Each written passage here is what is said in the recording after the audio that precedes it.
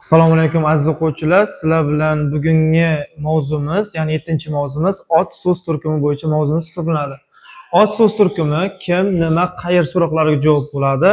Masalan, kim? Anvar, nima? Kitob, qayer? Masalan, maktab deyishimiz mumkin. Otlar aslida muayyan tuzilishi bo'yicha grammatik va ma'noviy shakllari bo'yicha ikkiga bo'linadi. Atoqli otlar va turdosh otlarga bo'linadi. Atoqli otlarga muayyan turdagi shaxs yoki joyga atab qo'ygan nomlar bu atoqli otlar deyiladi.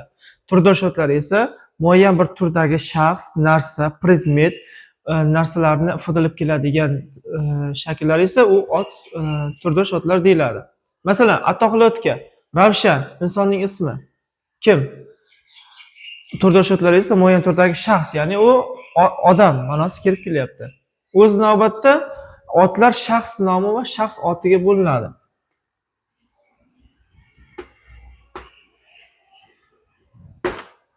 Va shaxs oti. Shaxs nomi deganda insonning ism, familiya, atchivasi tushunilsa, shaxs oti esa uning kasb-kori, qarindoshlik belgisi, yoshiga nisbatan, joyiga nisbatan, jinsiga nisbatan, ijtimoiy kelib chiqishiga nisbatan farqlash tizimi bu shaxs otiga kirib ketadi. Masalan, olamiz Anvar yoki Cho'lpon, familiya yoki Qodirov masalan. Bular shaxs nomiga kirib ketdi, chunki ism, atchivasi, ya'ni familiyasi taxalluslar kirib ketyapti. Shaxs nomiga masalan duradgor,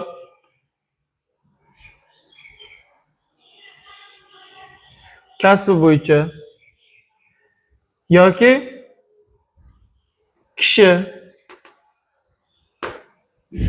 qiz, chol, xola, tog'a kabi so'zlar bu shaxs otiga kirib ketadi. Endi ot so'z turkumi o'z navbatda shaxs otlari, demak, yashash joyiga, yoshiga, kasb-koriga, mansab unvoniga, qarindoshlik darajasiga, ijtimoiy holatiga va nasl nasabiga qarab farqlanar ekan. Bizda berib o'tyapti, shaxs otlari va shaxs nomlari bir-biridan farqlash kerak. Shaxs otlari atamasi turdosh otlarga nisbatan, shaxs nomlari atamasi esa atoqli otlarga nisbatan ishlatiladi. O'z navbatda otlar tuzilishi bo'yicha 5 ga bo'linadi, ya'ni shaxs otlari, narsa otlari, o'rin joy otlari, faoliyat jarayon otlariga bo'linib ketadi. Shaxs otlariga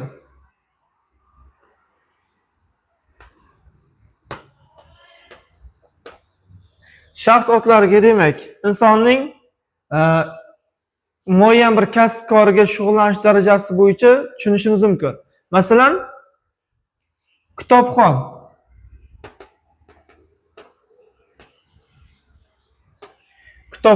xon qo'shimchasi yordam etilyapti. Shaxs otiga yasovchi qo'shimchalarimiz bor. Xon bor, chi, kor, dor, kash, soz, lik, o'chi, kabi. Masalan, o'quvchi, duradgor, paxtakor, mansabdor, mehnatkash,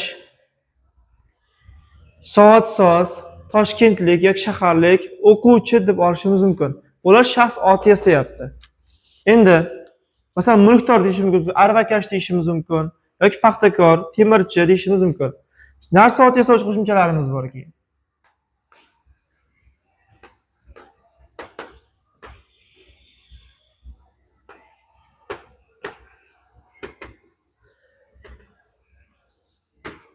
Narsa oti yasovchi qo'shimchalarimiz muayyan bir otdan narsa oti yasaydi, sifatdan narsa oti yasaydi. Don bor. don, k, q, oq kabi. Masalan, guldon, elak, taroq kabi shakllari bor. Bundan tashqari, o'rin-joy yasovchi qo'shimchalarimiz bor. Bularga zor, loq, iston va goh. Paxtazor, toshloq, O'zbekiston, sayilgoh kabi narsalar, ya'ni o'rin-joy yasovchi qo'shimchalarimiz hisoblanadi. Bundan tashqari, faoliyat jarayon yasovchi qo'shimchalarimiz bor. Insonni muayyan turdagi kasb-kor faoliyat bilan shug'ullanish darajasiga qarab bu faoliyat jarayon otlari deyiladi.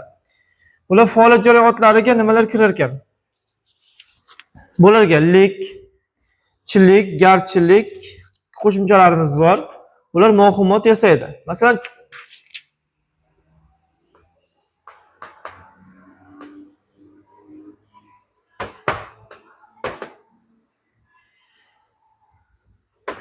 faoliyat jarayonida yasovchi qo'shimchalarimiz bular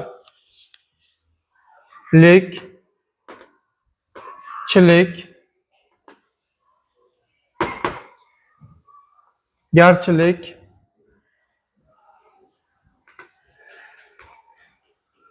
kabidir. Bularga olishimiz mumkin masalan, ezmalik, g'allachilik, sirobgarchilik deyishimiz mumkin.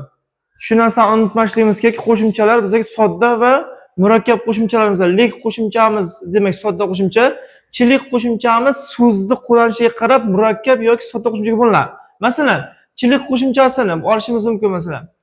Paxtachilik bo'lsa, paxtachi degan so'z yo'q bizlarda. Paxtachilik demak so'zi murakkab qo'shimcha deyishimiz mumkin, oddiy qo'shimcha deyishimiz mumkin. Masalan, paxtachi desak ikkiga bo'lamiz.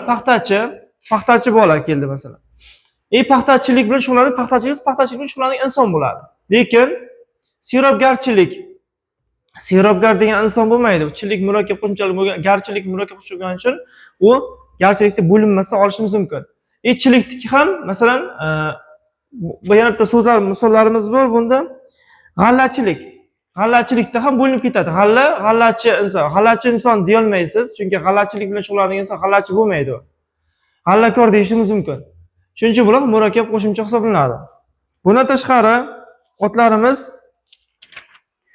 aniq va mavhum otlarga bo'linadi. Sezgazorlarimiz bilan ko'rishimiz mumkin bo'lgan yoki ko'rishimiz mumkin bo'lmaganlik darajasiga ko'ra otlarimiz aniq va mavhum otlarga bo'linadi. Aniq otlar demak sezgazorlarimiz orqali ko'ramiz, his qilamiz, tushunamiz, o'z ko'zimizda ishlab ko'ramiz. Lekin mavhum otlarni ko'rmaymiz. Xayolda faqat tasavvur qiladigan otlarimiz bu mavhum otlar deyiladi. Bular ham o'z ichiga ikkiga bo'linadi. Masalan, aql, hayo, havas, kitob, olma. Bularda ikki bo'lim. Olma, anor, kitoblar bular aniq otlar, ya'ni ko'zimiz bilan ko'rib, ushlab ko'ramiz. Lekin hayol, orzu kabi so'zlarimizda ular ko'zimiz bilan ko'ra olmaymiz, faqat hayoliy darajada ko'rishimiz mumkin, mavhumotlarga kiradi. Bundan tashqari otlarimiz tuzilishiga ko'ra 4 guruhga bo'linadi. Bular sodda, qo'shma, takroriy va juft otlarga bo'linadi. Shu narsani esda tutishimiz kerakki, otlarimiz sodda otlarimiz o'z ichiga ikkiga bo'linadi. Sodda tup va sodda yasamaga bo'linadi.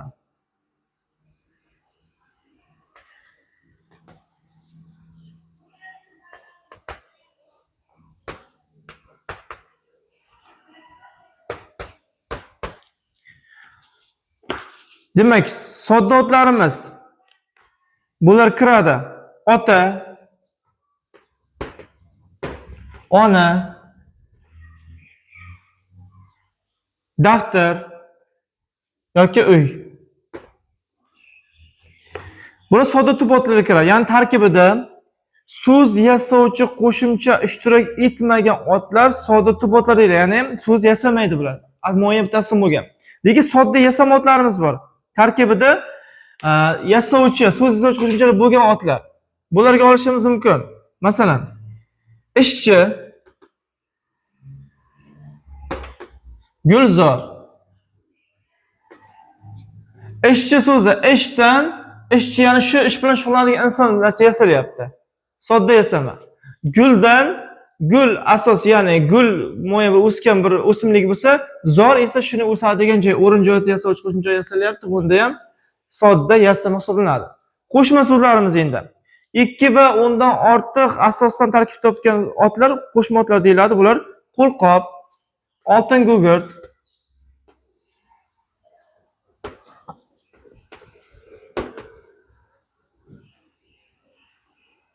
kabi.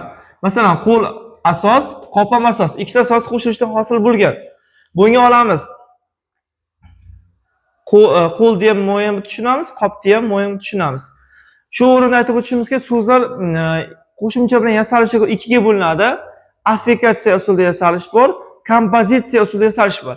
Affikatsiya usulida yasalishi asosdan keyin so'z yasovchi qo'shimcha, ya'ni so'zga qo'shimcha qo'shish yordamida yasaladigan so'zlarimiz bu affikatsiya usuli yordamida yasalgan so'zlar deyilsa, kompozitsiya usulida yasalgan so'zlar esa so'zga muayyan bir so'zni qo'shish yordamida yasalgan so'zlar bu kompozitsiya asosida yasalgan so'zlar hisoblanadi. Oltin gugurtni ham masalan, oltin asos, gugurt ham asos. Ikkita oltin bilan gugurt so'zini qo'shib, kompozitsiya so'zi yasalish hosil bo'lganligi uchun buni oltin gugurt deymiz. Kompozitsiya tuzilishiga ko'ra demak, qo'shma yasalishiga ko'ra bu kompozitsiya usulida yasalgan so'zlar hisoblanadi. Bu ham tarkibi tuzilishiga ko'ra demak sodda, yasalishiga ko'ra esa bu affikatsiya usuli yordamida yasalgan so'zlar hisoblanadi. Bundan tashqari juft otlarimiz bor. Juft otlar o'z ichiga bir necha turlarga bo'linib ketadi. Bular bir-biriga yaqin yoki qarama-qarshi ma'noli otlarning qo'shilishidan hosil bo'lgan otlar bu juft otlar deyiladi. Juft otlarga masalan, yoshi qari,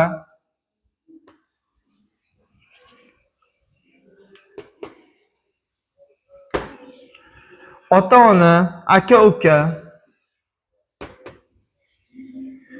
so'zlarimiz bor. Bular juft otlar hisoblanadi. Takroriy otlar. Sizlarga savol tug'ilishi mumkin, takroriy otlar demak bitta so'zda aynan takrorlash yordamida yasalgan otlar bu takroriy otlar degan savol tug'ilishi mumkin. Yo'q, otlar aynan bitta so'zni takrorlash hosil bo'lmaydi. Masalan, chelak so'zini olaylik. Chelak so'zi ot. Lekin chelak so'zini chelak deya olmaymiz. U ravishga o'tib ketadi. Shuning uchun otlarimiz muayyan bir asosning aynan o'zi emas, qo'shimchasi yordamida takrorlanishi bu takroriy otlar deyiladi. Masalan, non-pon, tuz-puz,